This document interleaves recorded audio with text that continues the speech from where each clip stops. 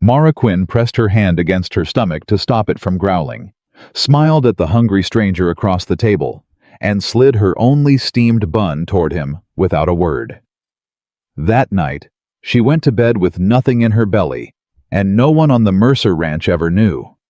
Until the rancher she worked for found out exactly what she'd sacrificed, and what he discovered changed everything between them forever.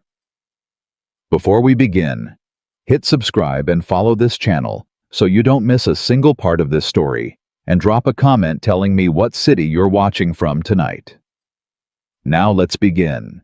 Mara Quinn's hands trembled as she wrapped the steamed bun in a cloth and pushed it across the table toward the stranger sitting beside her, her own stomach twisting with hunger she'd hidden for 3 days straight. "You sure, miss?"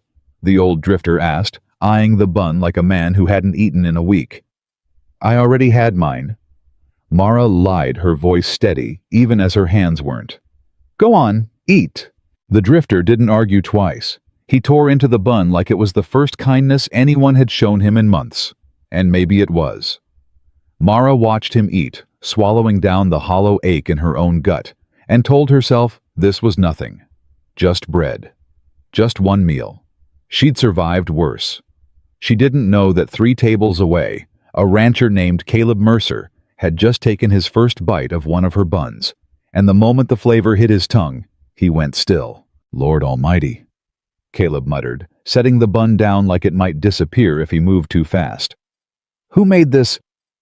The boarding house owner, a stout woman named Mrs. Hattie Boone, jerked her thumb toward the kitchen doorway. "Girl works my kitchen on Thursdays. Quinn's her name. Mara Quinn." Caleb's eyes drifted across the crowded room until they landed on her. A young woman, soft and solid in build, moving between tables with a kind of quiet efficiency most folks never noticed because they weren't looking. She wasn't loud. She wasn't asking for anything. She was just working the way she always did, the way she'd done since she was old enough to hold a ladle. "She always worked this hard?" Caleb asked. "Harder," Hattie said. "Never complains. Never asks for more wages, neither though Lord knows she's earned it 3 times over." Caleb watched Mara clear a table balancing 4 plates against her forearm without spilling a drop. And something about the sight unsettled him, not because it was impressive though it was, but because nobody else in the room seemed to notice her at all. She was a ghost in her own kitchen, invisible in plain sight. He didn't know yet that the bun in his hand had cost her a meal she desperately needed. He didn't know that 3 days of hunger sat coiled in her stomach like a fist, that she'd been rationing what little food she allowed herself, so the ranch hands and travelers passing through could eat their fill first. He didn't know any of it.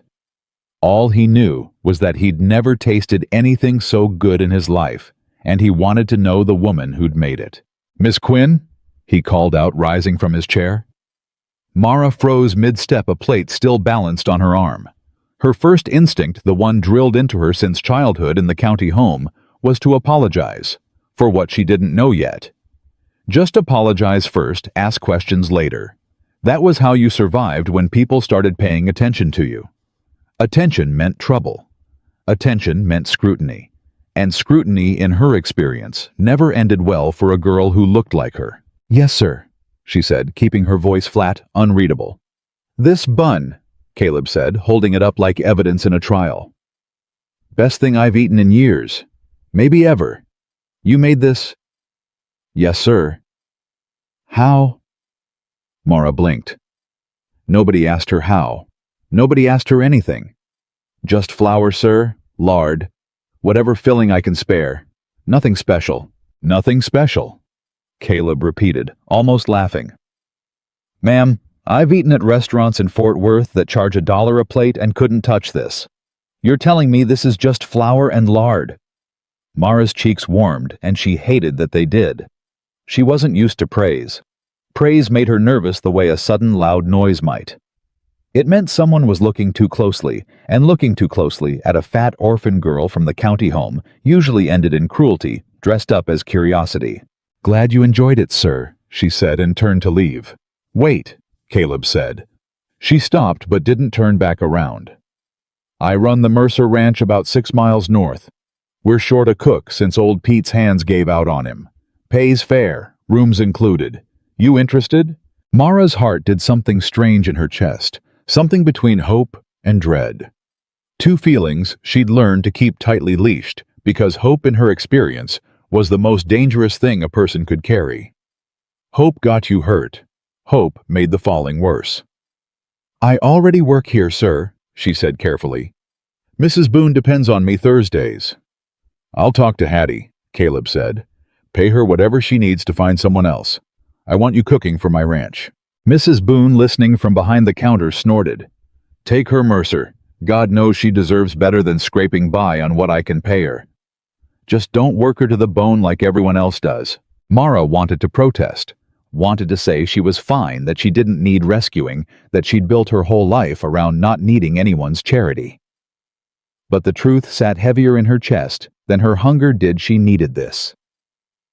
The county home had taught her young that nobody handed a girl like her anything without expecting something in return. And yet here was a stranger offering steady work, steady pay, a roof that didn't leak, all because of a bun she'd made out of flour scraps, and the dregs of a filling she'd stretched 3 ways to make do. All right, she said finally. I'll come. Caleb smiled, not the polite, distant smile of a man doing a kindness, but something warmer, something that made Mara's stomach twist again, though this time not from hunger. Good. Come by Monday. I'll send a wagon for you and whatever belongings you've got. Don't have much, Mara said. Won't need a wagon. Something flickered across Caleb's face, then, not pity, which Mara would have hated, but something closer to quiet recognition, like a man cataloging a fact he intended to remember. He didn't say anything else about it. He just nodded, tipped his hat, and left a coin on the table for the bun he'd already eaten. What Caleb didn't know, what he wouldn't learn for weeks yet, was that the bun he'd praised so highly, the one that had changed the course of Mara Quinn's life in the space of 5 minutes, had been the only food she'd allowed herself that day. She'd given the other one to the drifter without a second thought, because that was simply what she did. She fed people. She made sure everyone around her had enough, even when everyone didn't include herself. That night, walking back to the tiny room she rented above the feed store, Mara's stomach ached with a hollowness that had become so familiar she barely registered it as pain anymore. She'd learned long ago how to quiet hunger with willpower alone, how to drink water until her stomach stopped complaining, how to sleep early so the ache couldn't keep her awake, how to wake before dawn and start cooking before anyone noticed she hadn't eaten the night before. She sat on the edge of her narrow bed and pulled off her boots, her mind replaying the rancher's words. Best thing I've eaten in years, maybe ever. She let herself feel it for one private moment, the small, fierce pride of having made something good, something worth praising, even if she'd made it from almost nothing. Even if the cost of that bun had been her own dinner. She didn't regret it. She never did.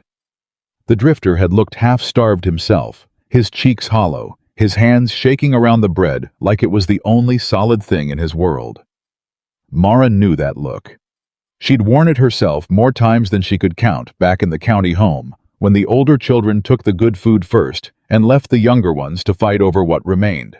She'd promised herself somewhere in those long, hungry nights that if she ever had food to give, she'd give it, no matter what it cost her. What she hadn't promised herself was how much harder it would be to keep that promise once people actually started looking at her. She lay back on the thin mattress, staring at the water-stained ceiling, and let herself wonder just for a moment, just for the space of one held breath, what it might be like to work somewhere people noticed her for something other than her size.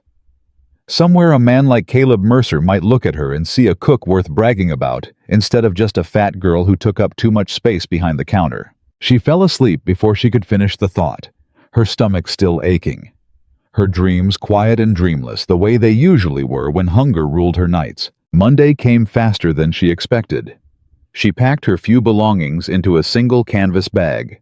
2 dresses, a worn Bible that had belonged to a kind woman at the county home, a small tin of spices she'd collected over years of careful saving, and walked the 6 miles to the Mercer Ranch rather than wait on a wagon she didn't trust to come. She arrived just past noon, sweat-soaked and breathless, to find Caleb standing in the yard with his foreman, both of them deep in conversation about a fence line that needed mending before, and something in his expression shifted surprise. She thought that she'd walked the whole way alone.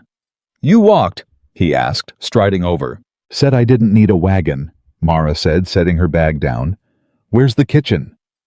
Caleb studied her for a moment longer than was comfortable, his eyes not unkind, but assessing the way a man might look at a horse he was trying to understand before he decided how to ride it. "Kitchen's this way," he said finally. "I'll show you." The ranch kitchen was larger than anything Mara had worked in before, a long room with a cast-iron stove big enough to feed 24 hands at once. Shelves stocked with supplies she hadn't seen in months. Sacks of flour and tins of lard lined up like a promise she didn't quite trust yet. She ran her hand along the edge of the work table, half expecting it to be some kind of trick, some cruel joke at her expense. "This is all for me to use?" she asked. "For the kitchen," Caleb said, "which is yours now far as I'm concerned.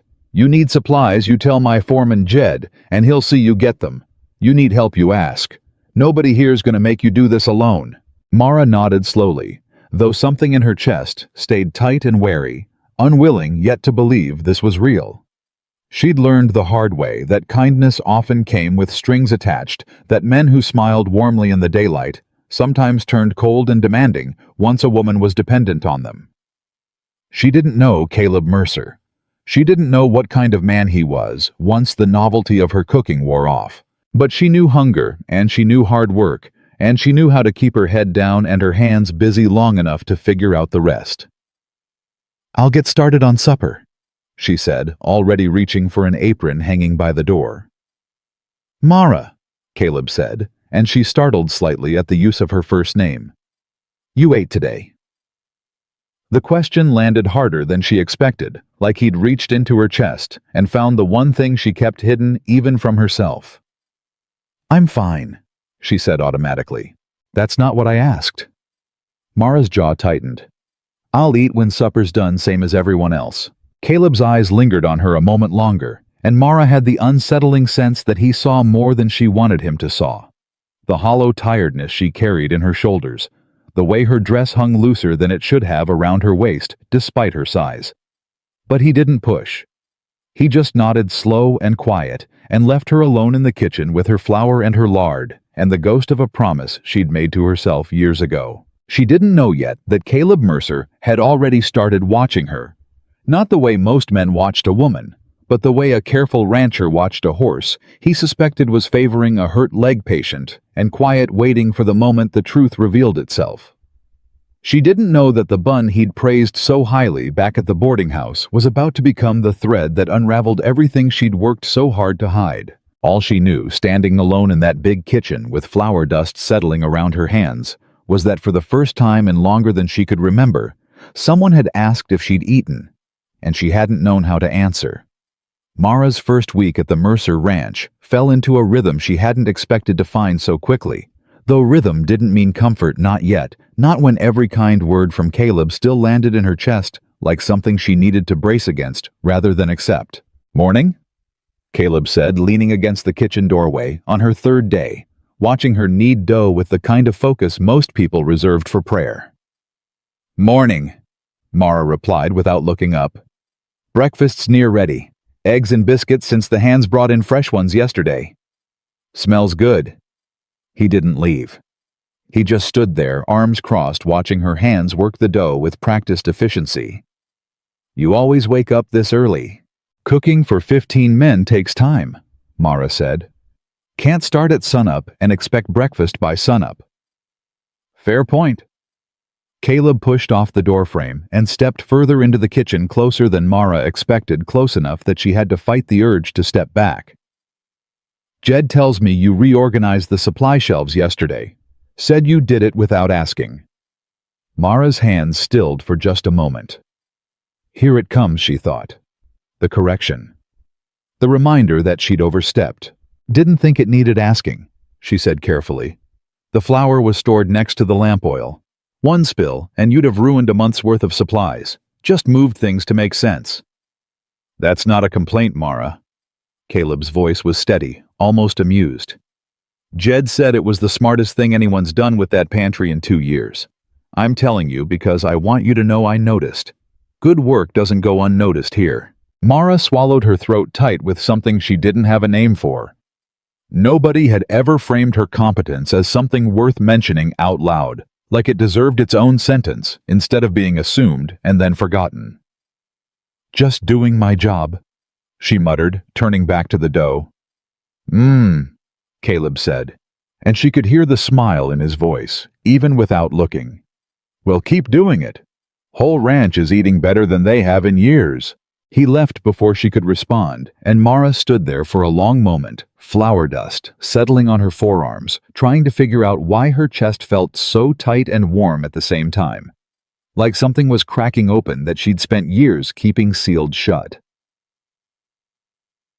The days stretched into a second week, and Mara began to notice things about the ranch she hadn't expected to notice, the way the hands joked easily with each other over breakfast, the way old Jed hummed off-key while mending tack, the way the whole place seemed to breathe differently than the boarding house ever had, less desperate, less brittle. But she also noticed something else, something that made her stomach tighten every time it happened.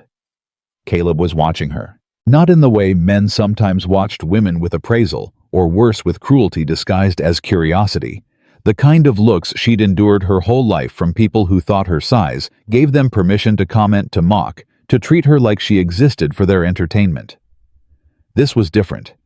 Caleb watched her the way he watched a fence line before a storm, careful and assessing, like he was trying to spot a weakness before it became a real problem. She caught him at it on a Tuesday evening, the two of them alone in the kitchen after the hands had eaten and scattered to their bunks. Mara was scrubbing the last of the pots, her arms aching, her stomach growling in a way she'd long since learned to ignore, when she looked up and found Caleb leaning in the doorway again, not eating, not talking, just watching. "You need something, Mr. Mercer?" she asked, keeping her voice even. "Caleb," he corrected. "And no, just thinking." "About..." He hesitated, and Mara braced herself, certain whatever came next would be some variation of a comment about her size, her appetite, her body, the same tired cruelty dressed up in new words. She'd heard it all before. From other children at the county home who called her names, she still remembered word for word. From men in town who thought a fat woman serving food was an invitation for jokes about how much she must eat herself. She waited for it jaw tight, ready to absorb the blow the way she always did, silently, without flinching. "You ever sit down and eat with the rest of us?" Caleb asked instead. Mara blinked, caught off guard. "I eat in here, after everyone's done." "That's not what I asked." "It's easier this way," Mara said, turning back to the pot in her hands, scrubbing harder than necessary. "Less mess, less waiting on me to finish my plate before clearing the table." "Or," Caleb said quietly, "it's easier because nobody's watching you eat." Mara's hands stilled in the soapy water. The kitchen went very silent, the kind of silence that pressed against her ears like a held breath. "I don't know what you mean," she said, though they both knew that was a lie. Caleb didn't push. He just nodded slowly, like he was filing the moment away for later, the same way he'd filed away the fact that she'd walked 6 miles rather than wait on a wagon. The same way he'd noticed she always took the smallest portion at the end of the meal after everyone else had filled their plates twice over. "You're welcome at the table whenever you want it," he said. "That's all I'm saying." He left her alone with the pots and the silence, and Mara stood there for a long time after he'd gone, staring down at her soap-wrinkled hands, wondering how a man who'd known her for 2 weeks had already seen something about her that most people never bothered to look for in 20 years. The third week brought the first real test of Mara's new position, and it came in a form she hadn't anticipated: a visit from Caleb's aunt, a sharp-tongued widow named Constance Whitfield, who arrived unannounced on a Thursday afternoon, riding in a fine carriage that looked entirely out of place against the dust and grit of the ranch. "Caleb Mercer," Constance called from the porch, her voice carrying across the yard like a rifle shot. "I heard you hired a new cook. I had to see for myself what kind of woman warranted all this talk in town." Mara, elbow-deep in bread dough, felt her stomach drop the moment she heard the carriage wheels crunch up the drive. She knew that tone. She'd heard it her whole life from women who looked at her size first and her worth never. "Aunt Constance," Caleb said, stepping out to greet her. Though Mara noted the tightness in his voice, the careful diplomacy of a man trying to head off trouble before it started. "Wasn't expecting you." "Clearly not given the state of your yard," Constance said, her eyes sweeping across the property with obvious disapproval. "Where's this cook everyone in town's talking about?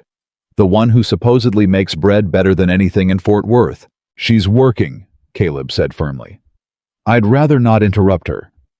But Constance was already moving toward the kitchen, her skirts swishing with purpose, and Mara had just enough time to wipe her hands on her apron before the woman appeared in the doorway, eyes narrowing the instant they landed on her. "Oh," Constance said, the single syllable dripping with something Mara recognized instantly: disappointment, disgust, the particular cruelty of someone who'd expected one thing and found another.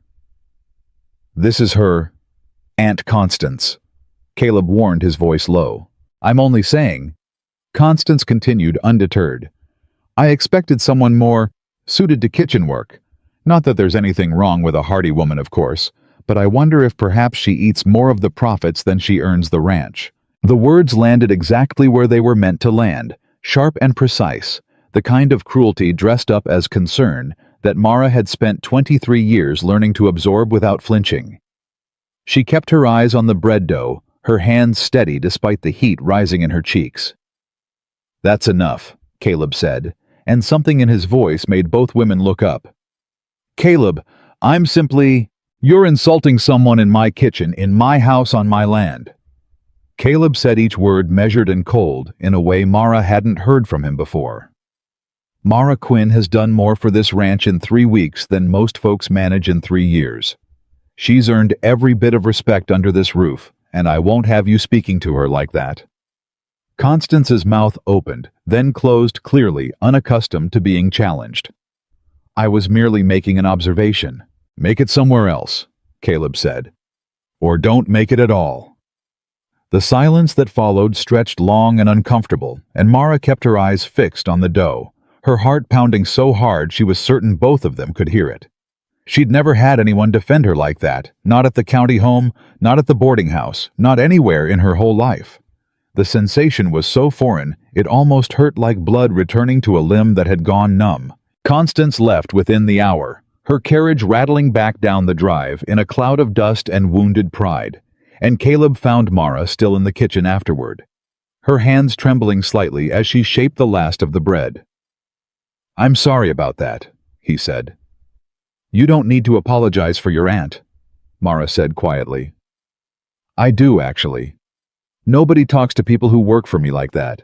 Not while I'm standing there, and not behind my back either if I can help it." Mara finally looked up at him, searching his face for the lie, the catch, the moment where his kindness would reveal itself as performance. She found nothing but quiet sincerity, and something about that honesty unsettled her more than Constance's cruelty had. "Why?" she asked. "Why does it matter to you?" Caleb considered the question for a long moment, like he was turning it over carefully before answering. "Because you've been treated like you don't matter for a long time, haven't you? I can see it in the way you flinched when she started talking. Like you were waiting for it. Like you'd heard it all before, and you'd already decided not to fight back." Mara's throat tightened, and she had to look away, back down at the bread, because if she kept looking at him, she was afraid of what her face might give away. "Doesn't matter," she said. "Words don't put food on the table." "No," Caleb agreed. "But they shouldn't have to be endured either. Not here.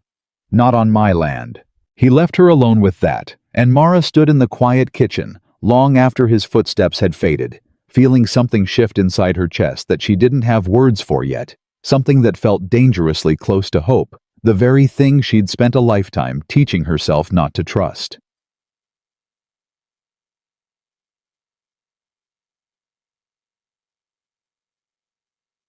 The 4th week brought a different kind of trial, one that tested not Mara's pride, but her resolve. A traveling preacher and his family passed through, stranded by a broken wagon wheel just outside the Mercer property line, and Caleb, true to the kind of man he seemed to be becoming in Mara's eyes, invited them to stay until repairs could be made.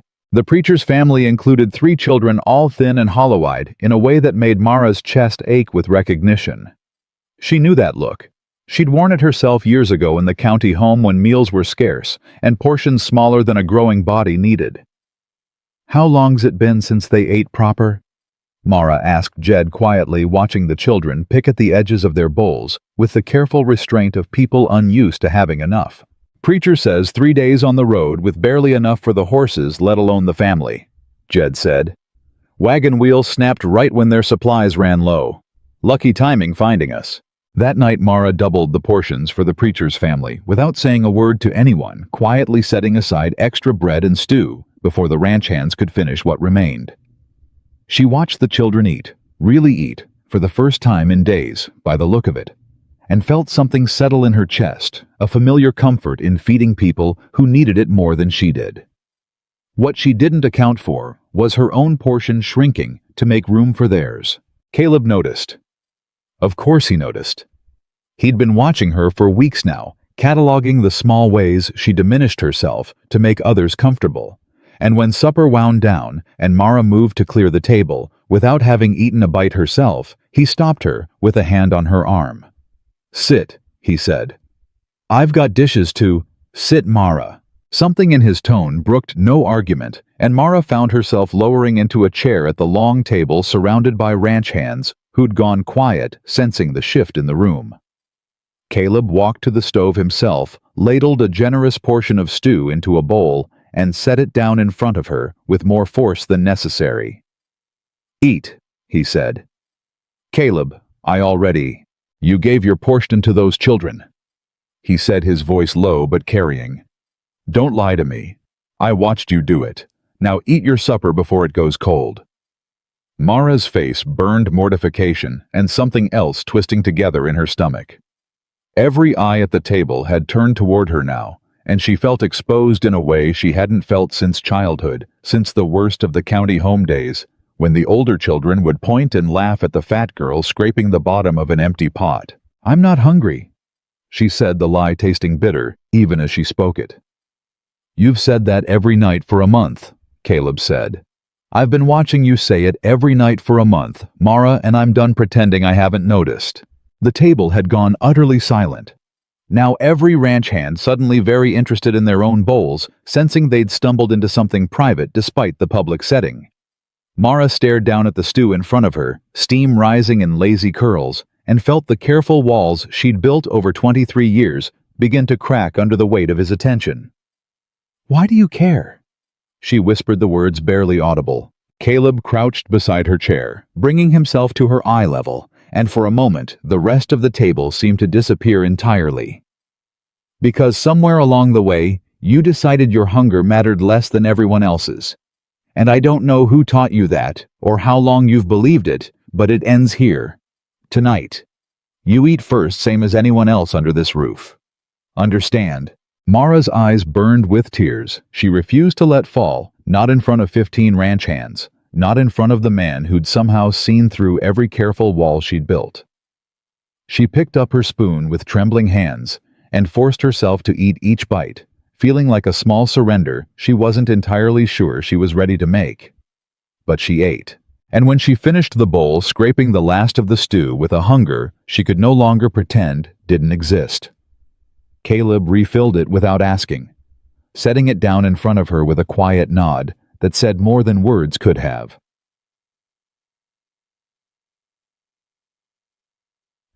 The preacher's family left 2 days later. Their wagon repaired their bellies full from Mara's cooking, and the youngest child, a girl of maybe 6, pressed a small wildflower into Mara's hand before climbing into the wagon. "Thank you for the bread," the girl said shyly. "It was the best I ever had." Mara knelt down to the girl's eye level, something warm and unfamiliar blooming in her chest. "You're welcome, sweetheart. You eat good now, you hear." The girl nodded solemnly and scrambled into the wagon beside her mother, and Mara watched them disappear down the dusty road with the flower still clutched in her hand, feeling something she hadn't felt in longer than she could remember. The simple, uncomplicated satisfaction of having helped someone without it costing her everything. Egan long since vanished over the horizon. "You did good," he said quietly. "Just fed a hungry family," Mara said, tucking the flour into her apron pocket.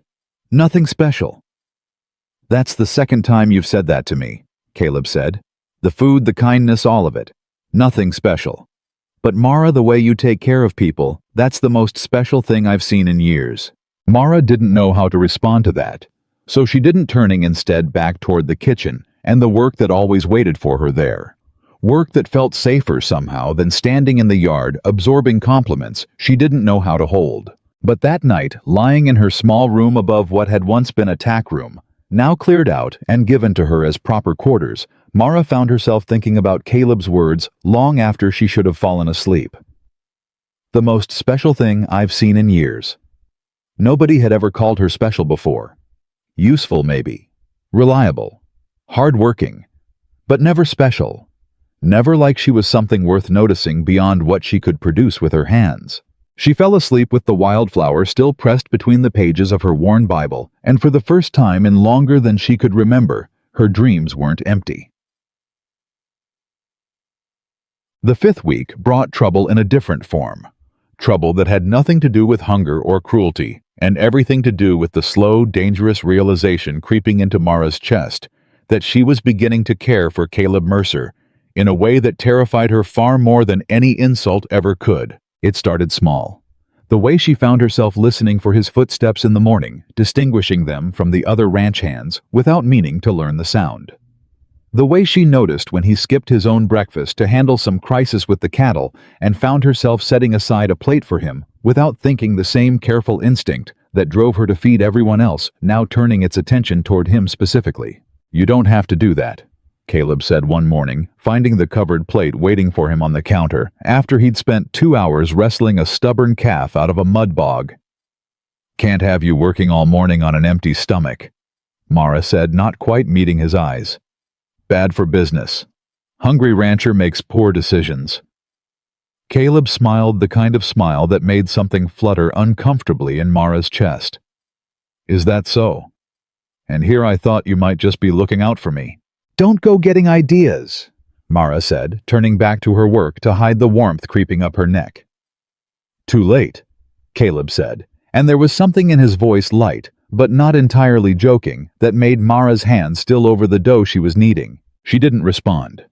She didn't know how to respond, not when every instinct she'd cultivated over a lifetime screamed at her to retreat, to protect herself.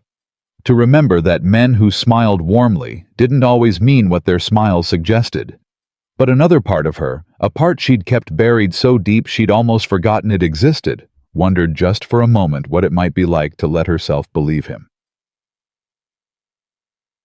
That same week, the ranch faced its first real crisis since Mara's arrival, a sudden dry spell that threatened the already strained water supply, forcing Caleb and his hands into long, grueling days trying to dig a new well before the cattle started dying of thirst.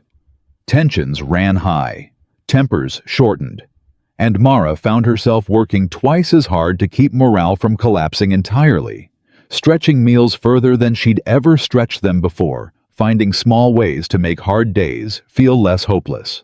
"We're running low on flour," she told Caleb on a Tuesday evening, watching him slump into a chair at the long table, exhaustion etched into every line of his face.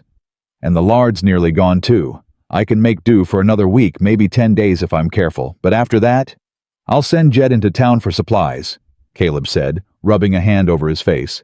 "Soon as the well's finished. Can't spare him before then." Mara nodded, already calculating in her head how to make the remaining supplies stretch, which meals could be simplified, which luxuries could be cut without anyone noticing the difference. It was a skill she'd honed her entire life, the careful arithmetic of scarcity, and she fell into it now with the ease of long practice. "There's enough for the hands," she said. "I'll manage." Caleb's eyes lifted to hers, sharp despite his exhaustion. "What do you mean enough for the hands? What about you?" "I'll be fine," Mara said automatically, the lie sliding out before she could stop it. "I don't need as much as the men working the well all day." "Mara, Caleb's voice carried a warning, now the same tone he'd used the night of the preacher's family, and Mara felt her stomach drop with the familiar dread of being seen too clearly. "We talked about this." "We did," Mara agreed. "And I'm telling you the truth. There's not enough flour to keep everyone fed proper portions for 10 days. Someone has to eat less, and it's not going to be the men breaking their backs digging that well." "Then it should be me," Caleb said. "Not you. You're the one running this ranch," Mara said, exasperation creeping into her voice for the first time since she'd arrived. "You need your strength, same as the hands do. I can manage on less. I always have." "That's exactly the problem," Caleb said, his voice rising slightly, before he caught himself glancing toward the door like he was conscious of the hands sleeping nearby. He lowered his voice, but the intensity remained. "You always manage on less. You've spent your whole life managing on less, Mara, and I'm done watching you do it like it's nothing." "It's not your concern. It is my concern," Caleb said, cutting her off. "Everything that happens on this ranch is my concern, including whether the woman who feeds 15 men 3 meals a day is feeding herself too." Mara opened her mouth to argue further, but something in his expression stopped her. Not anger, but something closer to desperation, like he was fighting against a tide he couldn't quite control. She'd never seen him look at her like that before, and the intensity of it left her momentarily speechless. "I'll send word to the Hendersons," Caleb said, finally breaking the tense silence. "They've got a surplus this season last I heard. We'll trade some cattle for flour and supplies. Should hold us over till the well's done, and Jed can make a proper trip into town." "That'll cost you," Mara said quietly. "Trading cattle for flour, that's not a fair trade, and you know it." "It's fair if it means you eat proper meals," Caleb said. End of discussion. He left her standing in the kitchen, her heart hammering against her ribs in a way that had nothing to do with the day's heat, and everything to do with the look in his eyes when he'd spoken those words. She pressed a hand against her chest, trying to steady the wild rhythm there, trying to convince herself that what she was feeling was simple gratitude, and not something far more dangerous. The Hendersons agreed to the trade, and supplies arrived 2 days later, easing the immediate crisis, but doing nothing to ease the tension that had settled between Mara and Caleb since that night in the kitchen. They moved around each other with careful politeness, now both of them acutely aware of something shifting beneath the surface of their working relationship, neither quite willing to name it. It was Jed who finally said something, cornering Mara in the kitchen one afternoon while Caleb was out checking the new well's progress. "You know he's never done that before," Jed said, leaning against the doorframe with the easy familiarity of a man who'd worked the ranch for over a decade. "Traded cattle just to keep someone fed proper, I mean. Caleb's always been generous, but that was something else." "He's a good employer," Mara said carefully, not looking up from the bread she was kneading. Jed snorted. "Employer, sure. That's what we're calling it." "What else would we call it?" Mara asked, finally glancing up, her tone sharper than she intended. Jed held up his hands in mock surrender, but his eyes were kind knowing in a way that made Mara's stomach twist with embarrassment. "Just saying, Miss Quinn, I've worked this ranch 11 years, and I ain't never seen Caleb Mercer look at anybody the way he looks at you. That's all. Take it or leave it." He left before Mara could formulate a response, and she stood alone in the kitchen, flour dust settling on her hands, trying desperately to ignore the way her heart had leapt at his words, despite every rational instinct telling her not to hope, not to believe, not to set herself up for the kind of devastating fall that came when hope inevitably proved false. That night, unable to sleep, Mara found herself sitting on the porch steps long after the rest of the ranch had gone quiet, staring up at a sky thick with stars she'd never properly appreciated until she'd come to live somewhere far enough from town to see them clearly. The screen door creaked behind her, and she didn't need to turn around to know who'd joined her. "Couldn't sleep either?" Caleb asked, settling onto the step beside her, close enough that she could feel the warmth radiating off him in the cool night air. "Too much on my mind," Mara admitted. "Want to talk about it?"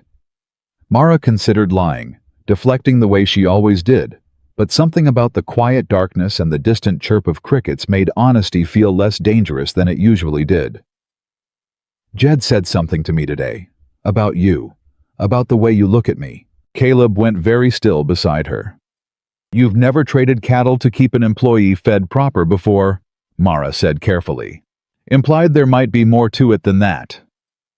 The silence stretched long enough that Mara began to regret bringing it up at all. Certain she'd overstepped.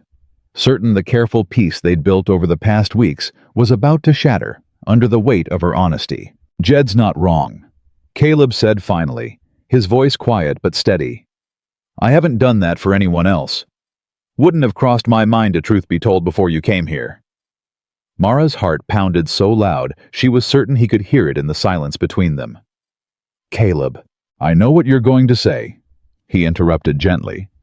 That it's complicated, that you've got reasons to be careful. I've watched you flinch away from kindness like it might bite you. Mara, and I understand why, even if I don't know the whole story. But I'm not asking you to trust me overnight. I'm just telling you the truth, since you were honest enough to ask. Mara stared out at the dark expanse of ranch land, stretching toward the horizon, her chest tight with emotions she didn't have adequate words for. 23 years of careful self-protection warred against something new and terrifying, the dangerous, fragile hope that maybe, just maybe, this man meant exactly what he said. I don't know how to do this, she admitted quietly. Trust someone. Believe that kindness isn't a trick or a trap waiting to spring shut.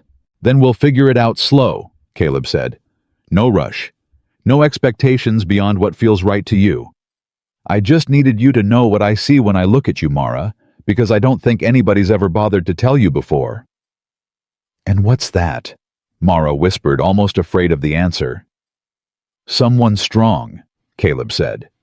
Someone who spent her whole life taking care of everyone except herself, and deserves for once to have someone take care of her in return. Mara's eyes burned with tears she refused to let fall, the weight of his words settling over her like something both comforting and unbearably heavy. She didn't respond, couldn't not, without breaking apart entirely. But she didn't pull away either when Caleb's hand found hers in the darkness, his fingers warm and steady against her own. They sat like that for a long time, neither speaking. The silence between them filled with everything. Neither was quite ready to say aloud. And when Mara finally retreated to her room that night, she carried with her a fragile new feeling she hadn't allowed herself in longer than she could remember.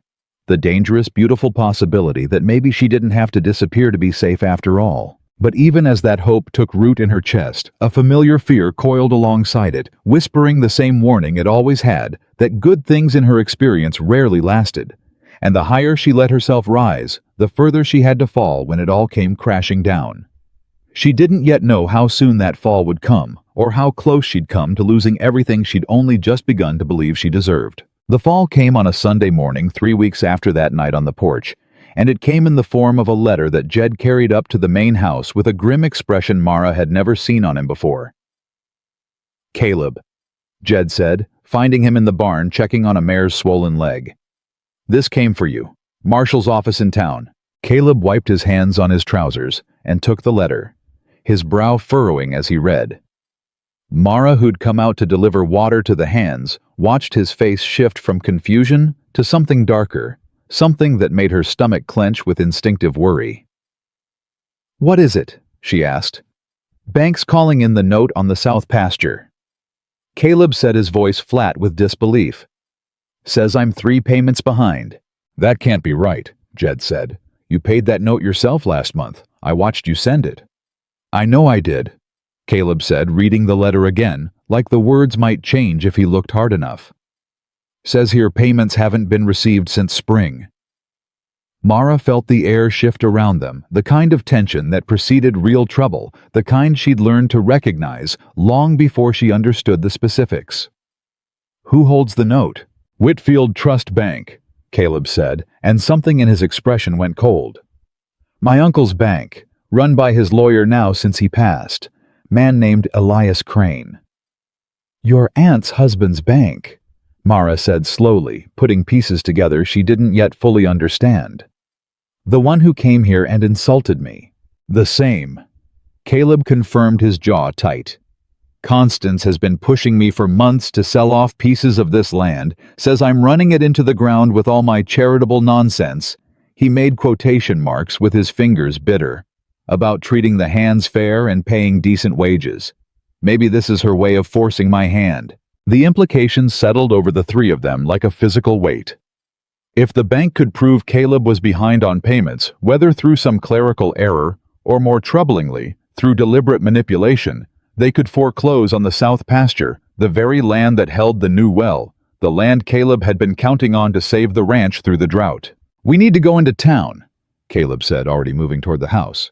"Need to see the payment records myself, compare them against what Crane's office is claiming." "I'm coming with you," Mara said. Caleb paused, surprised. "Mara, you don't need to involve yourself in—" "I've been keeping the kitchen ledgers for 2 months now," Mara interrupted. "I know how to read records, how to spot when numbers don't add up. Maybe I can help." Something in Caleb's expression softened, despite the crisis pressing down on them. "All right, get your shawl. We leave within the hour." The ride into town stretched tense and silent, Caleb's knuckles white against the reins. Mara sitting beside him in the wagon, with her mind working through possibilities she didn't like the shape of. By the time they reached the Whitfield Trust Bank, a squat brick building that looked far too prosperous for a town struggling through drought, Mara's instincts were screaming that something was deeply wrong. Elias Crane met them in his office, a thin, sharp-featured man, whose smile reminded Mara uncomfortably of a coyote sizing up a wounded animal. "Mr. Mercer," Crane said smoothly, gesturing to the chairs across from his desk. "And this would be—" "My cook," Caleb said shortly. "Mara Quinn. She keeps records for the ranch." Crane's eyebrows rose slightly. At that, his gaze sweeping over Mara, with the kind of dismissive once-over she'd endured her whole life, the assumption that a woman of her size and station couldn't possibly understand financial matters. Mara held his gaze steadily, refusing to give him the satisfaction of looking away. "Let's see these payment records," Caleb said, cutting through the moment. "Because I've made every payment on time, and I want to know why your office is claiming otherwise." Crane produced a ledger with theatrical slowness, sliding it across the desk, like he was doing them an enormous favor. "As you can see, Mr. Mercer, payments stopped arriving in March. 3 months now with interest accruing. If this continues, the bank will have no choice but to foreclose on the South Pasture as outlined in your original loan agreement." Caleb scanned the ledger, his frustration mounting visibly.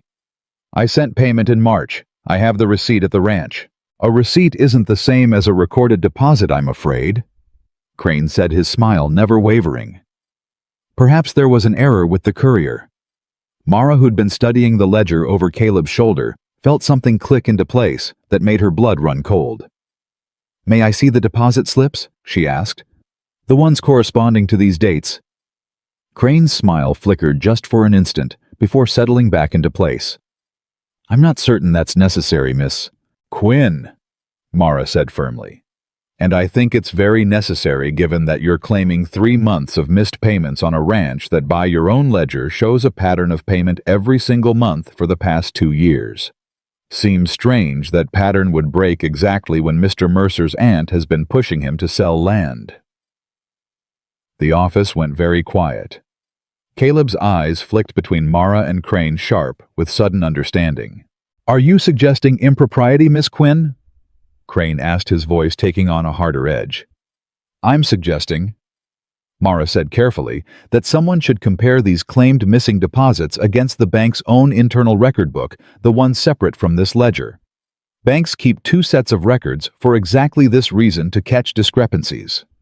I worked briefly for a bookkeeper in my younger years, Mr. Crane. I know how these things work."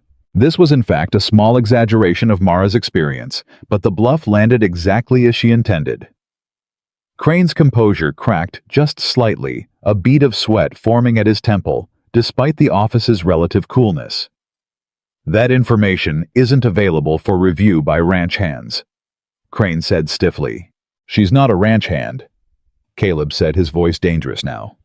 "She's my employee, and more importantly, she just caught something I missed entirely. I want those internal records, Crane, today." "That's simply not possible without proper authorization from—" From who? Caleb interrupted. From my aunt. Is that who's been authorizing whatever's happening with my account? The silence that followed was answer enough. They left the bank without the records, but with something far more valuable confirmation in the form of Crane's nervous evasion that something underhanded was indeed happening with Caleb's mortgage. The ride back to the ranch was tense, Caleb's mind clearly working through the implications, Mara watching him with growing concern. What happens if you can't prove the payments were made? She asked finally. Then I lose the south pasture, Caleb said grimly. And without that land, without the well we just finished digging, I lose access to the only reliable water source for 50 head of cattle. Might as well lose the whole ranch. There has to be a way to fight this, Mara said. Records witnesses something. I sent those payments through the regular mail courier, Caleb said. Same as always. If Crane's office is claiming they never arrived, it'll be my word against the bank's paperwork, and banks generally win those fights. Mara fell silent, her mind working through the problem with the same careful precision she applied to stretching meager supplies into adequate meals. There had to be a thread somewhere, some loose end, that would unravel the whole scheme if pulled correctly. The courier, she said suddenly. Who delivers your mail to town? Old Tom Hutchins, Caleb said. Runs the route between here and the bank twice a week. Does he keep records? Receipts, delivery confirmations, anything like that?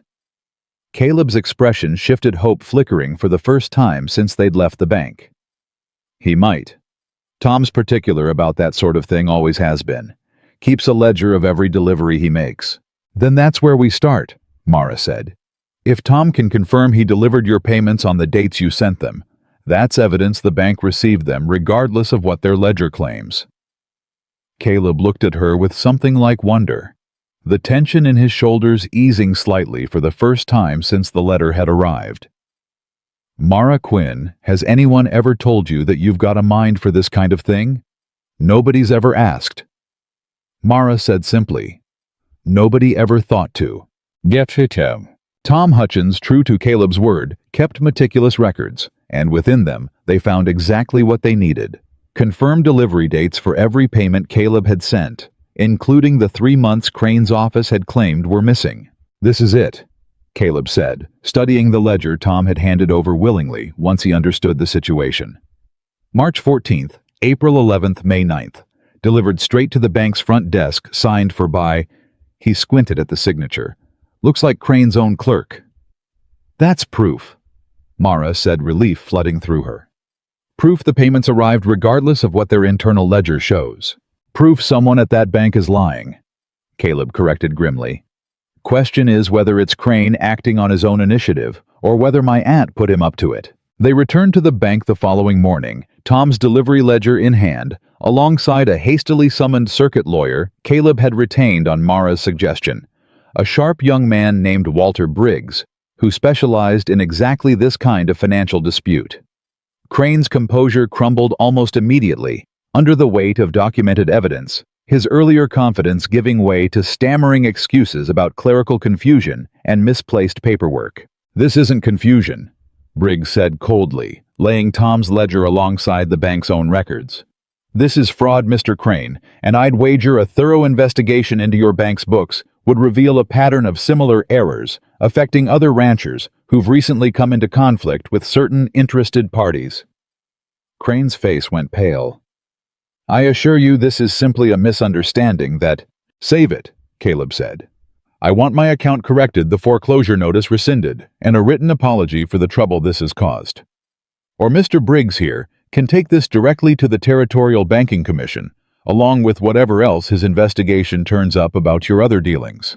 The threat landed exactly as intended. Within the hour, Crane had produced corrected paperwork. The foreclosure notice rescinded the missing payments suddenly discovered in the bank's proper records. But the victory, satisfying as it was, came with a cost neither Caleb nor Mara anticipated. As they left the bank, Constance Whitfield stood waiting outside, her expression murderous. You ruined everything, she hissed at Caleb, ignoring Mara entirely. Do you have any idea what you've cost me?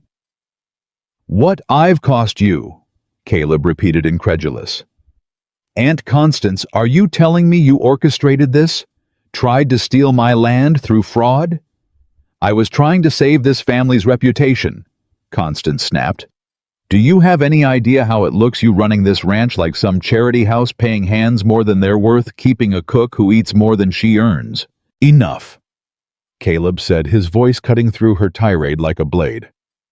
I don't know what twisted logic convinced you that stealing my land was somehow protecting this family's name, but I want you to understand something clearly. Mara Quinn has done more honest work in 2 months than you've done in your entire pampered life. And if I ever catch wind of you interfering with my business again, family or not, I'll see you prosecuted for fraud myself. Constance's face twisted with fury, but something in Caleb's expression must have convinced her he meant every word, because she turned and stormed off without further argument, leaving Mara and Caleb standing alone outside the bank. In the aftermath of a battle Mara hadn't fully understood the stakes of until it was already won. The ride back to the ranch felt different than the one that morning, the tension replaced by a kind of exhausted relief, Caleb's shoulders finally relaxing for the first time in 2 days. I don't know how to thank you, he said quietly, glancing over at Mara. If you hadn't thought to question that ledger, hadn't suggested checking with Tom, you'd have figured it out eventually, Mara said, though warmth bloomed in her chest at his gratitude regardless. Maybe, Caleb said. Or maybe I'd have lost the south pasture before I ever thought to look past what Crane handed me. You saved this ranch, Mara. I hope you know that. We saved it, Mara corrected. Together. Caleb smiled at that something soft and genuine that made Mara's heart skip in a way she was beginning to recognize as distinctly dangerously specific to him. Together, he agreed. They rode in comfortable silence for a while, the kind that had become increasingly common between them over the past weeks before Caleb spoke again, his voice more hesitant than Mara had heard it before. Mara, can I ask you something? Something personal? Mara's stomach tightened with old instinct, the automatic bracing for whatever painful question might follow. All right. Why do you flinch every time someone compliments your work or your mind, like back there with Crane? I've watched you do it for 2 months now, like praise is something you need to deflect rather than accept. Mara was quiet for a long moment, watching the dusty road stretch out ahead of them, trying to find words for something she'd never fully articulated, even to herself. Where I grew up, she said finally, compliments usually came right before someone took something from you, or right before they reminded you of everything wrong with you, like the kind word was just bait. The county home, Caleb said softly. It wasn't a question. The other children there. They'd tell you something nice, then turn around and laugh about your weight or your clothes or whatever else made you an easy target. Took me years to understand that kindness wasn't always a trap. Still working on believing it most days. Caleb's hand found hers on the wagon seat, warm and steady. I'm not those children, Mara. And I'm not going to turn around and use kindness as a weapon against you. I need you to know that even if it takes time to believe it. Mara looked down at their joined hands, something fragile and hopeful blooming in her chest, despite every instinct warning her to protect herself. I'm trying, she whispered. I really am trying to believe it. That's all I'm asking, Caleb said. Just keep trying. The weeks following the bank crisis brought a new kind of closeness between them, born from having weathered something difficult together and emerged stronger for it. Caleb began including Mara in more ranch decisions, valuing her insight not just on kitchen matters, but on broader questions of supply management, trade negotiations, even the careful arithmetic of stretching resources through the ongoing drought. You should see this, Caleb said one evening, spreading a map across the kitchen table after the hands had retired for the night. Thinking about trading some of the cattle herd for grain stores, now that the Hendersons mentioned they're looking to diversify. What do you think?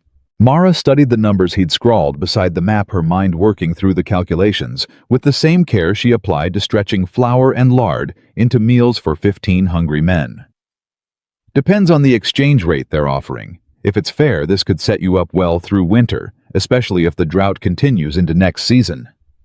That's exactly what I was thinking. Caleb said, something like pride coloring his voice. Knew you'd see it the same way. This had become their rhythm.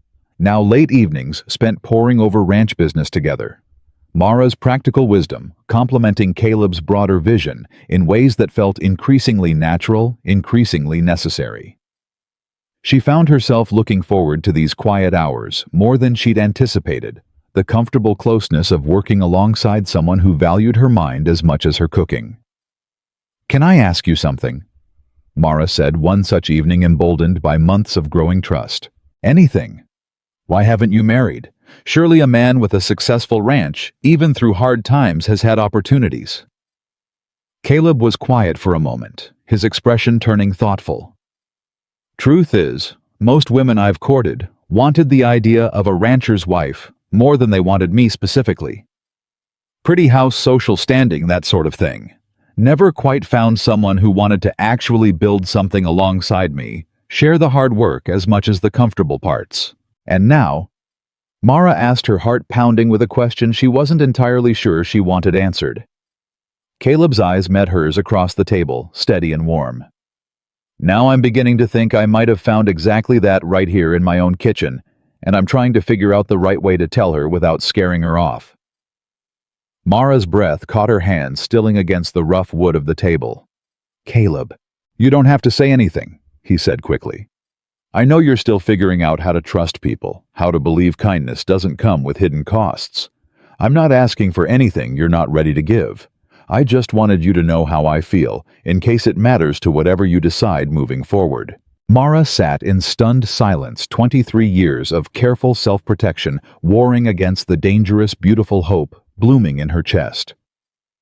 She thought of every cruel word she'd endured about her size, every dismissive glance, every assumption that a woman built like her existed only for ridicule rather than love. And here was Caleb Mercer looking at her like she was something precious, something worth building a future around. "I don't know how to do this," she admitted finally, echoing words she'd said before on the porch steps weeks earlier. "I want to believe you. God help me, I want to believe this is real. But I've spent my whole life learning that wanting things only makes the disappointment worse when they don't come true." "Then we go slow," Caleb said gently. "We keep building what we've already started, trust partnership, whatever you're comfortable calling it. No pressure, no rush. Just two people figuring it out together, same as we figured out that bank mess together." Mara nodded slowly, something settling in her chest that felt remarkably like peace, despite the uncertainty still coiled alongside it. "Together," she repeated, testing the word finding. She liked the way it sounded when applied to her own life, for the first time in longer than she could remember. But peace, Mara would soon learn, rarely lasted long on the frontier, and the next crisis arrived not from external threat, but from something far more dangerous. The deepening realization of exactly how much she stood to lose if this fragile happiness slipped away. It started with a cough that wouldn't clear a tightness in Caleb's chest that he dismissed as nothing more than dust from the dry season until the morning.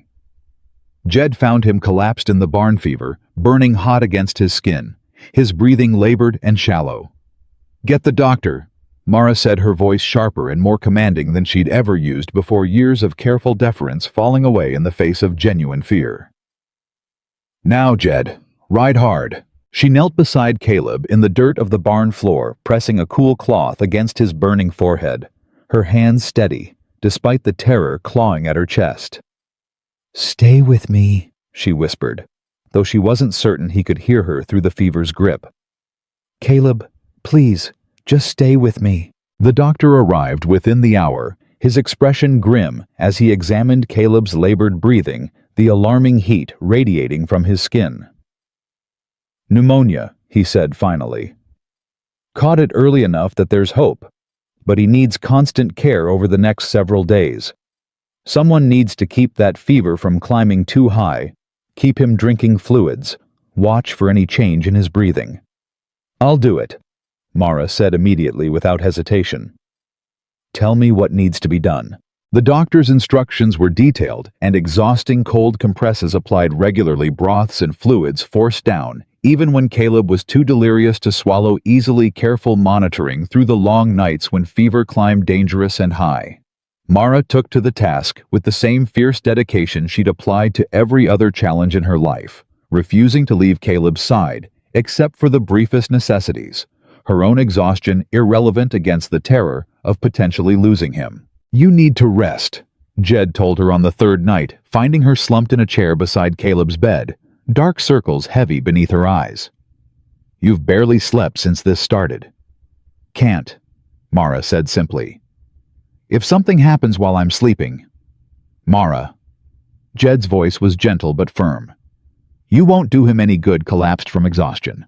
Let me sit with him an hour, just enough for you to rest your eyes." Mara wanted to argue, wanted to insist she was fine, but the bone-deep exhaustion finally won out, and she allowed Jed to take her place for a brief fitful rest that did little to ease the constant worry gnawing at her chest.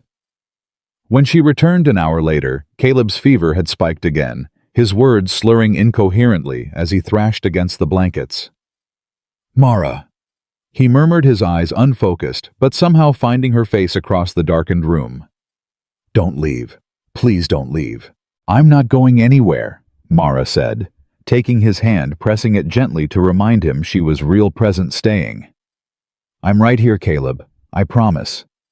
"Good," he murmured, his eyes drifting closed again, though his grip on her hand remained firm even in his fevered sleep. "Don't want you to disappear. Not now. Not ever." Mara sat with him through the rest of that long night, watching his chest rise and fall, with each labored breath praying, with a fervor she hadn't accessed since childhood, that he would pull through this, that the universe wouldn't be cruel enough to give her this fragile happiness, only to rip it away so soon. By morning, the fever had finally broken Caleb's breathing, easing into something more natural, more peaceful. The doctor, returning to check on his progress, pronounced the worst of the danger past, though full recovery would take weeks of careful rest. "You saved his life," the doctor told Mara, packing up his bag. "That kind of dedicated care, that's what pulled him through the worst of it. Not everyone gets that kind of devotion when they're sick." Mara didn't respond, too exhausted and relieved to formulate words. But something settled in her chest as she watched Caleb sleep peacefully for the first time in days. A quiet, fierce certainty that whatever this was between them, whatever fragile thing they'd been carefully building together, it was worth fighting for with everything she had. She didn't yet know that the hardest test of all was still ahead of them, waiting just beyond the relief of this single crisis, survived in the form of a truth about her own past that she'd kept hidden even from Caleb. A truth that threatened to undo everything they'd built together the moment it finally came to light. Editing this message will create a new conversation branch. You can switch between branches using the arrow navigation buttons. Caleb's recovery stretched through 2 slow weeks, and Mara stayed close through every one of them, the easy intimacy of those long nights, nursing him through fever, settling into something neither of them was eager to name, but both seemed reluctant to let go of. "You're hovering," Caleb said one afternoon, propped up in bed with a bowl of broth Mara had brought him for the 3rd time that day. "I'm not dying anymore, Mara. You can stop checking on me every hour." "Doctor said full recovery takes weeks," Mara said, fussing with his blanket despite his protest. "I'm just making sure you don't push yourself before you're ready." Caleb caught her hand as she reached to adjust his pillow again, his grip gentle but insistent. "Or maybe you just like having an excuse to sit with me." Mara's cheeks warmed, and she didn't pull her hand away. "Maybe a little of both." "I'll take it," Caleb said, smiling. And something in the easy warmth of the moment made Mara's chest ache with a happiness so unfamiliar it almost frightened her. But happiness, Mara had learned through hard experience, rarely went unchallenged for long. And the challenge arrived 3 days later, in a form she hadn't anticipated at all. It came by way of a stranger who rode into the ranch one afternoon, a thin, weathered man with sharp eyes that swept across the property, with the calculating look of someone assessing value rather than admiring scenery. Jed intercepted him before he reached the main house, but Mara, hanging laundry nearby, caught enough of the conversation to feel her stomach drop with old familiar dread. "I'm looking for a woman," the stranger said, his voice carrying easily across the yard. Heavyset girl used to work the county home outside Abilene before she ran off some years back. Name of Mara Quinn. Mara's hands froze on the clothesline, her heart hammering so loud she was certain the man could hear it from 20 feet away.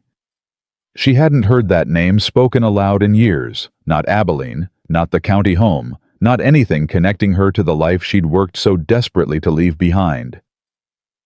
"Don't know anyone by that name," Jed said carefully, his eyes flicking toward Mara before quickly returning to the stranger, a clear warning in his expression that he'd seen her reaction. "That's so." The stranger's eyes narrowed, scanning the yard again, this time landing directly on Mara, where she stood frozen by the laundry line. "Funny because she looks an awful lot like the description I was given." Mara's mouth went dry, every instinct screaming at her to run, to disappear. The way she'd disappeared from Abilene years ago to protect herself from whatever this man represented. But running would only confirm his suspicions, and besides, where would she even go now, with Caleb still recovering, with a life here she'd only just begun to believe might actually be hers to keep? "Can I help you with something?" she asked, forcing her voice steady despite the tremor in her hands. The stranger's smile was thin and unpleasant. "Name's Silas Crow. Work for the county home's board of trustees, tracking down former wards who left before their obligations were properly settled." "Obligations?" Mara repeated, her stomach twisting. "You owe the home for room and board, miss, going back to when you were 16 years old and ran off in the night without settling your debt. Standard practice, see? The home covers your keep while you're young, and you're expected to pay it back once you've found gainful employment. Word travels that you've found yourself quite a comfortable position here at the Mercer Ranch." The accusation landed like a physical blow, old shame flooding back with vicious intensity. Mara remembered Abilene clearly.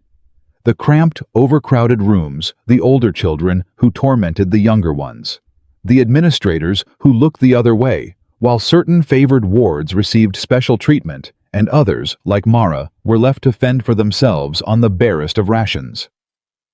She remembered the night she'd finally run 16 years old, and desperate certain that whatever waited beyond those walls had to be better than what she'd endured within them.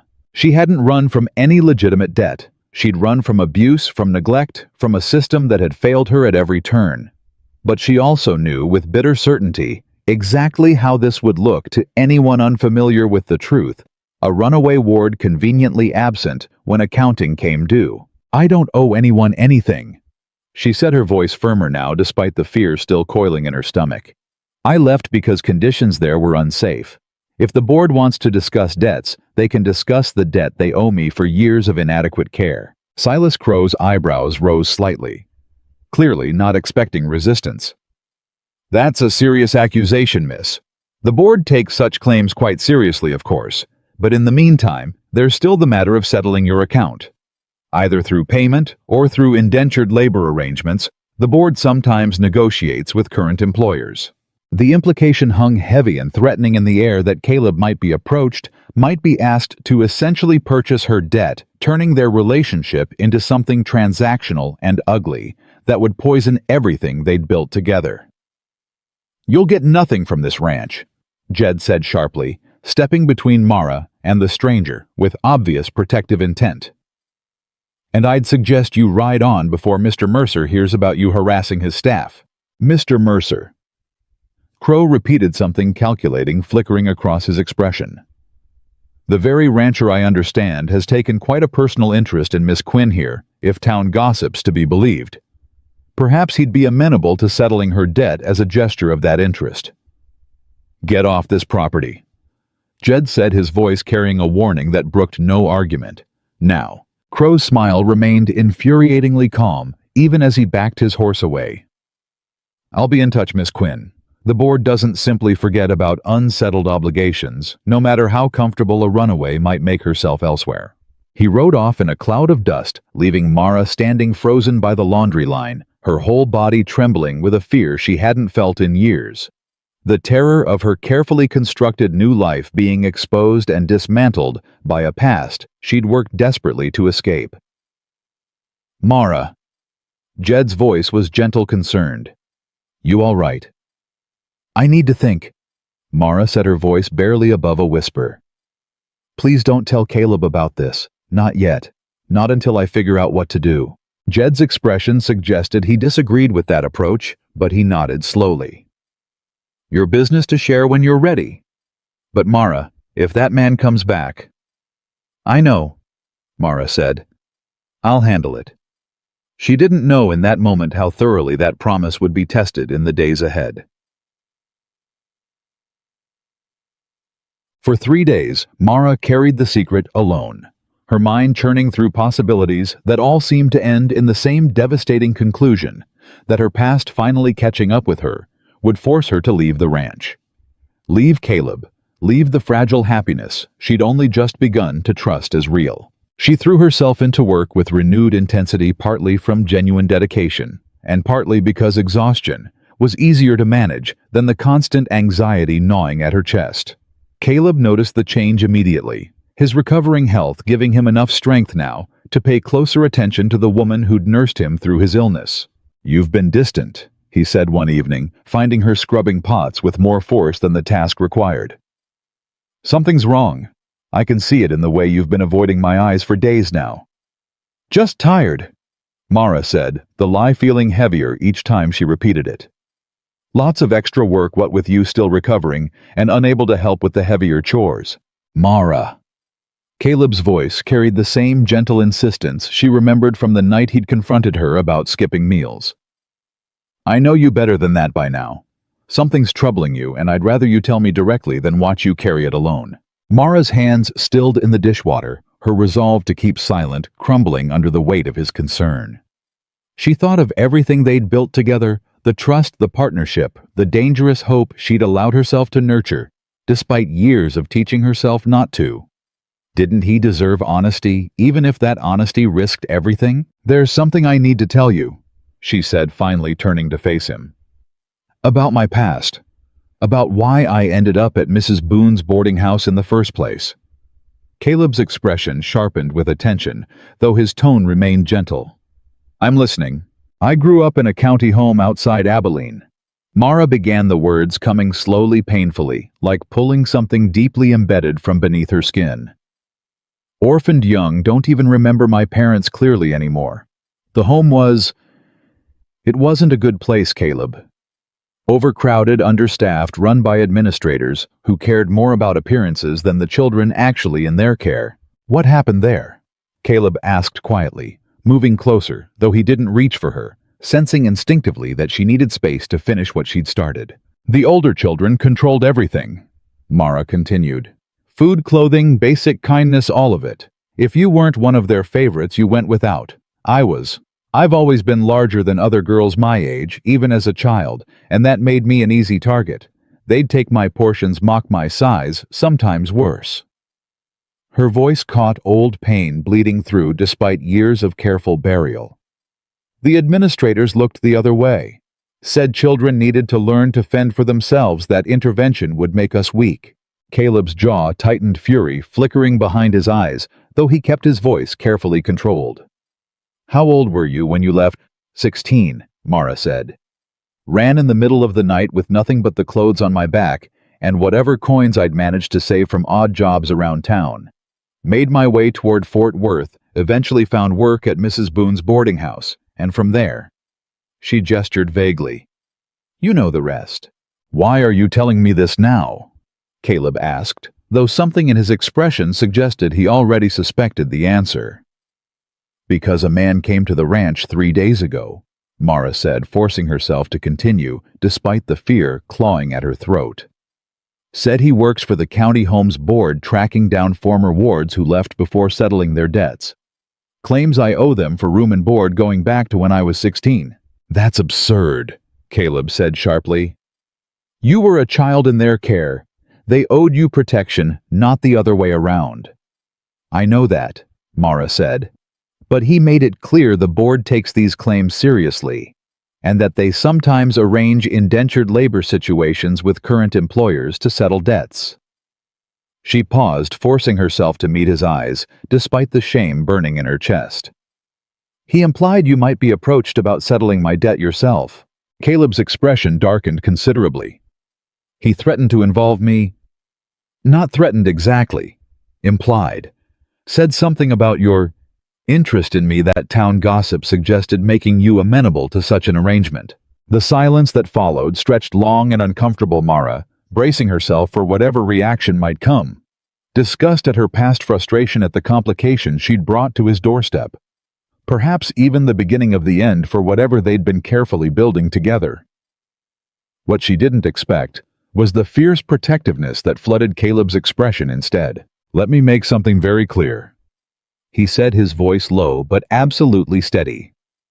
You owe that institution nothing. They failed you, abused you through neglect and willful blindness, and any debt that exists belongs to them, not to you. If this man comes back, I want to be the one who speaks to him. Caleb, this isn't your problem to solve.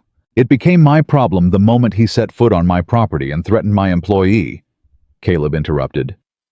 And Mara, I need you to hear something else, something important. None of what you just told me changes how I feel about you. If anything, it makes me admire you more, knowing what you survived and the strength it took to build a life despite it. Mara's eyes burned with tears. She could no longer hold back 23 years of carefully buried shame, finally finding release in the safety of his understanding. I was so afraid you'd think less of me, she admitted, her voice breaking. That knowing where I came from, what I survived, you'd see me differently. I do see you differently, Caleb said, finally closing the distance between them. His hands gentle as they cupped her face, wiping away tears with careful thumbs.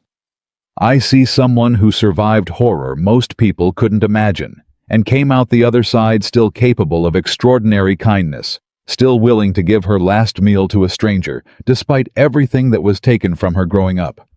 That's not weakness, Mara. That's the strongest thing I've ever witnessed.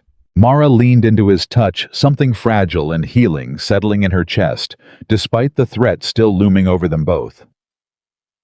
What do we do about Silas Crow, about the debt he claims I owe? We fight it, Caleb said firmly. Same way we fought Crane and the bank. With evidence, with legal counsel, with the truth about what that institution actually did to the children in its care. Briggs can help us research the home's history, find other former wards willing to testify about conditions there. That could take time we don't have, Mara said. If Crow returns before we've built a case, then we stall him, Caleb said. And in the meantime, I want you to know that no matter what happens, I'm not letting anyone take you away from this ranch. Not over some manufactured debt, not over anything. The fierce certainty in his voice settled something deep and anxious in Mara's chest. The dangerous hope she'd been nurturing, finally solidifying into something closer to trust. She'd spent her whole life believing she had to face every battle alone, that vulnerability invited exploitation rather than protection. But here was Caleb Mercer standing firmly beside her against a threat that wasn't even his to bear, simply because he cared enough to make it his own. Silas Crow returned 5 days later. This time accompanied by a second man, identified as a representative from the county home's legal counsel, their expressions carrying the kind of confident menace that suggested they expected easy capitulation. But Caleb was ready for them. Walter Briggs, standing beside him with a thick folder of documentation. They'd spent the intervening days assembling testimonies from 3 other former wards of the Abilene County home, all describing patterns of abuse and neglect, eerily similar to what Mara had endured, alongside records suggesting the home's administrators had pocketed funds meant for children's care while claiming poverty to state oversight committees. Gentlemen, Briggs said, his tone carrying professional coldness. Before we discuss any alleged debt Miss Quinn owes your institution, perhaps we should discuss the debt your institution owes the state of Texas for years of systematic neglect and financial mismanagement. The legal counsel's confident expression flickered. I'm not sure what you're suggesting, sir. I'm suggesting... Briggs continued, laying out testimonies one by one across the table, that I have 3 former wards willing to testify before a territorial review board about conditions at your home. Conditions including inadequate food, physical abuse tolerated among older wards against younger ones, and funds meant for children's care unaccounted for in your own financial records, which I obtained through a simple records request, by the way, since county institutions are subject to state oversight. Silas Crow's earlier confidence had entirely evaporated, replaced by visible anxiety. This seems like an overreaction to a simple debt collection matter. It's not an overreaction, Caleb said, his voice hard and unyielding. It's a warning. You came onto my property, threatened a woman who survived your institution's negligence, and implied I should pay for the privilege of her continued safety. I'm telling you now that if you or anyone associated with that home approaches Mara Quinn again, Mr. Briggs here will file these testimonies with the Territorial Board immediately, and I'll personally fund whatever investigation follows. The legal counsel exchanged a panicked glance with Crow, clearly recalculating the cost-benefit analysis of pursuing this particular debt. Perhaps, he said carefully, given the circumstances you've outlined, the board might consider Miss Quinn's debt forgiven in light of the home's own documented shortcomings. I think that would be wise, Briggs said coldly, and I'll expect written confirmation of that forgiveness within the week, along with assurance that no further contact will be made with Miss Quinn regarding this matter. The two men left shortly after their earlier confidence, thoroughly deflated, and Mara, who'd been listening from the next room, finally allowed herself to breathe freely for the first time in over a week. "It's over?" she asked, emerging once the men had departed, her voice still carrying disbelief. "It's over," Caleb confirmed, pulling her into an embrace that felt entirely natural, despite the relative newness of physical affection between them. "Nobody's taking you anywhere, Mara. Not now, not ever, not while I'm standing here to stop them." Mara allowed herself to relax into his embrace, the fierce protectiveness she felt from him settling something deeply wounded in her chest that had ached since childhood. For the first time in her entire life, someone had fought for her, not because they expected something in return, but simply because they believed she deserved protection, deserved safety, deserved a future free from the shadows of a past that had tried so hard to define her. The weeks following Crow's defeat brought a kind of peace Mara had never experienced before. The ranch settling into a comfortable rhythm that felt increasingly like home rather than simply a place of employment. Caleb's full recovery coincided with the first real rains the region had seen in months, breaking the drought that had threatened the entire territory and bringing renewed hope to every struggling ranch in the county. "Look at this," Caleb said one morning, pulling Mara outside to witness rain falling steadily across the parched land, the first proper storm in over a year. After everything, after the bank, after Crow, the land finally gets what it needs. Mara watched the rain with him. Something deeply symbolic settling in her chest, about timing, about the way relief and renewal seem to arrive precisely when most needed, even after the darkest periods of struggle. "Feels like a fresh start," she said quietly. "It is one," Caleb said, turning to face her fully, something serious and hopeful in his expression that made Mara's heart skip with anticipation. "Mara, I've been thinking about something for weeks now, ever since that night you told me about your past, about everything you survived. I don't want to waste any more time being careful, being cautious about saying exactly what I feel." "Caleb, let me finish," he said gently. "I love you, Mara Quinn. I love your strength, your kindness, the way you take care of everyone around you, even when nobody's taking care of you in return. I love the way you challenged Crane at that bank, the way you stood firm against Crow, despite years of fear telling you to run. I love watching you cook, watching you work, watching you slowly learn to believe you deserve good things in your life." Tears streamed down Mara's face, 23 years of careful self-protection, finally giving way entirely to the overwhelming reality of being seen, valued, loved exactly as she was. "I love you too," she whispered the words, feeling both terrifying and liberating in equal measure. "I've loved you for weeks now, maybe longer, but I was so afraid to believe it could be real." "It's real," Caleb said, pulling her close despite the rain soaking them both. "Whatever happens next, whatever challenges still come our way, I want to face them with you. Not as employer and employee, not as two people cautiously building trust, but as partners. as something permanent.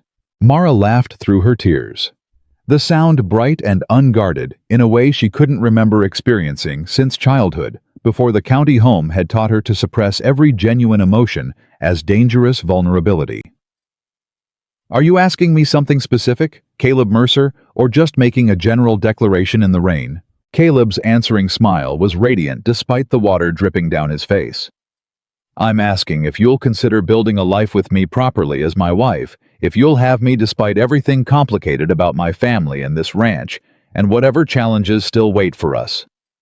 "Yes," Mara said immediately without hesitation, the word feeling like the truest thing she'd ever spoken.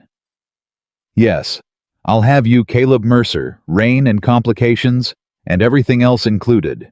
He kissed her then, soft and certain, despite the storm continuing to fall around them, and Mara felt something fundamental shift in her chest. Not just hope anymore, not just dangerous possibility, but solid, unshakable certainty that she had finally found a place where she belonged completely, where her worth wasn't measured by her size or her past or anything except the genuine love and respect she'd earned through her own strength and kindness. But even as that certainty bloomed warm and steady in her chest, neither of them yet knew that Constance Whitfield, humiliated by her failed scheme with the bank, was already plotting one final desperate attempt to destroy what they'd built together, a scheme far more dangerous than financial fraud, one that would test not just their love, but their very survival. The threat arrived not as a letter or a stranger riding up the drive, but as smoke on the horizon, thick and black against the dawn sky, rising from the direction of the south pasture barn. "Fire!" Jed's voice tore through the quiet morning, and Mara dropped the bread dough she'd been kneading, her heart slamming against her ribs as she rushed outside to see the column of smoke climbing higher by the second. "That's the hay barn," Caleb said, already running toward the horses, his face white with disbelief. "Everything we stored for winter feed is in there." "How did it start?" Mara called, racing alongside him toward the stables. "There's been rain for days. Nothing should be dry enough to—" "Unless someone said it deliberately," Caleb said grimly, swinging onto his horse. The ranch hands mobilized with practiced urgency, forming a bucket line from the well to the burning barn. But the flames had already taken too strong a hold, consuming the dry hay stores with terrifying speed. Mara worked alongside the men passing buckets until her arms burned with exhaustion, watching helplessly as months of careful preparation for winter went up in smoke before their eyes. By the time the fire finally burned itself out, the barn stood as nothing more than smoldering ruins. The winter feed entirely destroyed, the financial blow, potentially catastrophic, given how recently they'd recovered from the bank crisis. "This wasn't an accident," Caleb said, kicking through the charred remains, his expression dark with fury. "Look here, coal oil residue, see the burn pattern. Someone poured accelerant along the base of the barn before lighting it." "Constance," Mara said, the name tasting bitter on her tongue. "This has her fingerprints all over it." "I can't prove that," Caleb said, frustration evident in every line of his body. "Not without witnesses, not without evidence connecting her directly to the fire."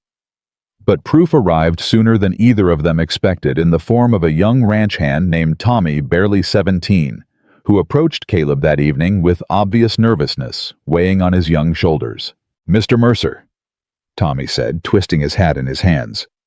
"I need to tell you something, but I'm scared what might happen if I do."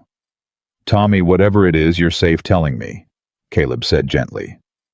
"What did you see?" "2 nights ago," Tommy said, his voice trembling slightly.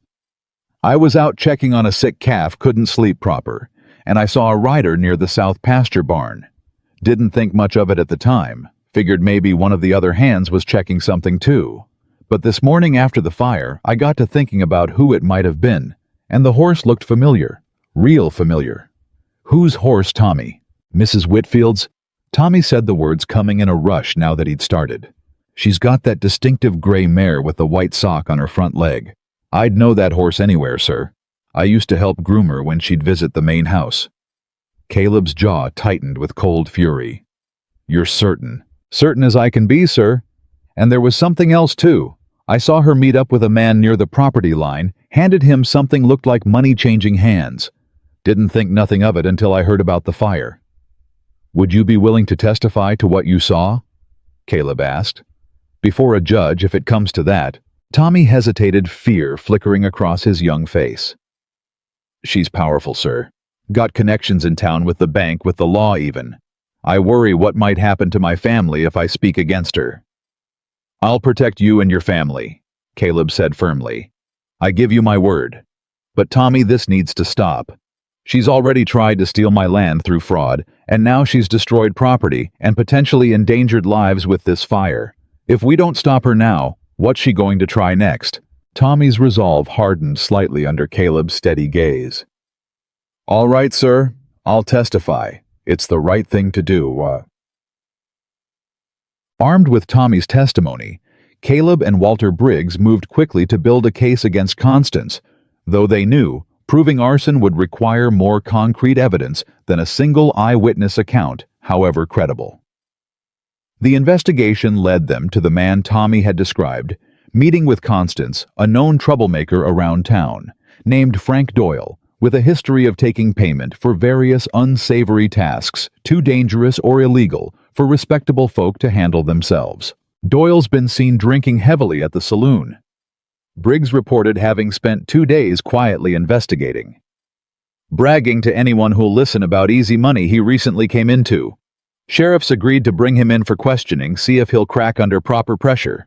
The confrontation, when it finally came, happened not in some dramatic showdown, but in the mundane setting of the sheriff's office, where Frank Doyle, faced with the threat of prison time for arson, quickly abandoned any loyalty to Constance in exchange for leniency. She paid me $50, Doyle admitted, sweating despite the cool office.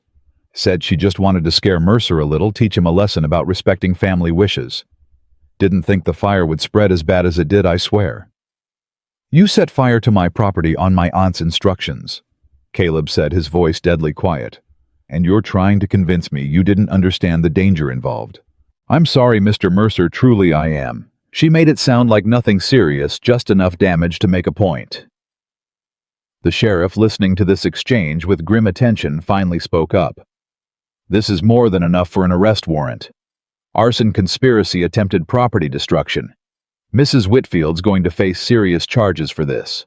Constance, when confronted at her home later that day, attempted denial, right up until the moment Doyle's signed confession was placed in front of her, alongside Tommy's eyewitness account of their meeting near the property line. This is preposterous, she sputtered, though her composure cracked visibly under the weight of evidence. I would never. Save it, Caleb said coldly. You've already tried to steal my land through bank fraud, and now you've resorted to arson, potentially endangering the lives of everyone on my ranch in your obsession with controlling my decisions. This ends now, Aunt Constance.